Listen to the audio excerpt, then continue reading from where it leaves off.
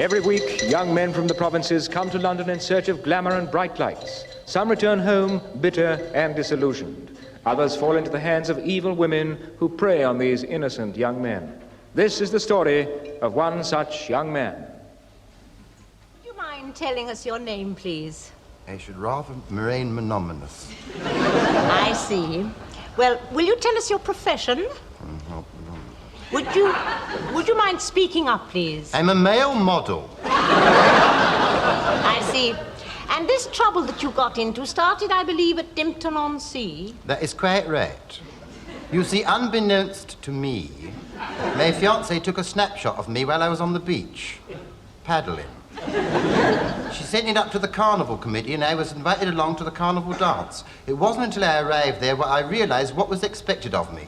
Yes, I had been entered for the Nobley-Nice contest. Well, naturally, I didn't want to let my fiancée down, so I went through with it. But I can't tell you how I felt, stood there in front of all those ogling women with my knees completely naked. Yes, I can imagine. And then what happened? Well, after the competition, which incidentally I won, there was a party. And that was my downfall. Yes, I tasted the dolce vita, the sweet life of Dimpton-on-Sea. I met the local mayor. I drank South African sherry. I was interviewed by the local press and I met a girl who did voices over for deodorant commercials. Yes, my cup was filled to overflowing. After that, of course, it was competitions everywhere. One week Bournemouth, next week Whitby. Yes, I was living life with a capital L. Tell me frankly, though, is there any truth in the rumour that there is a certain amount of cheating in these Nobley-Nice contests? That's quite right. It's awfully upsetting for me to tell you this, but some of the men wear falsies. Flesh-coloured plastic kneecaps. It makes me ashamed of my own sex. It's got to the stage now where before major competitions a male nurse goes round tapping us on the kneecap with a little hammer. And I can't tell you how humiliating it is when one drops off. But your big chance came earlier this year, didn't it? That is quite right. I was entered for the Knees of the World competition. That meant coming to London, and that was my downfall, my undoing. Why was that? Well, I'll tell you why. One evening, me and my friend Malcolm, who was a shy and sensitive used car salesman,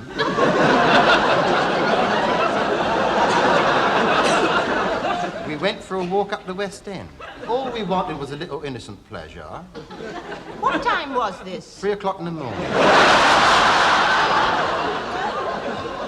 Going up a narrow street, we passed the doorway, and in this doorway there was a girl dressed up sort of like a military hussy. Come inside, she said. The place is full of fun-loving girls. Thinking to have perhaps only a game of tiddlywinks, we entered. As I passed this sort of like commissionairess in the sort of like corridor, she gave me a funny look. Some of the girls are naughty girls, she said. Oh, I thought perhaps they tiddle when they should be winking. But oh no, the degradation I found when I got in there. It was terrible. It was like that film about Gomorrah. In the other place. It was full of beatniks with unkept hair and long sideboards, full of drink. And the conversation was disgusting there. It was nothing but suggestive remarks all the time. It was like the Eamon Andrews show. Well, anyway, I'll tell you what happened. It was there that I met this titled and influential lady, and we became very close friends. Yes, she took me to the south of France for 6 months. She bought me a yacht and a lovely sports car and a wardrobe full of very smart clothes. Then one evening, I realized it was not just my friendship she was after. Yes, I knew that sooner or later I would have to pay the price.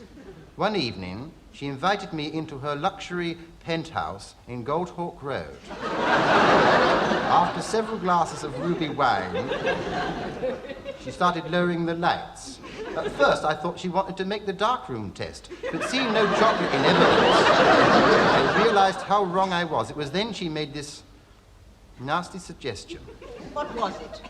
She suggested that I give her a private showing of my kneecaps. fleeing in horror and recoiling at this suggestion, I went out of her apartment and vowed to get out of the rat race for good.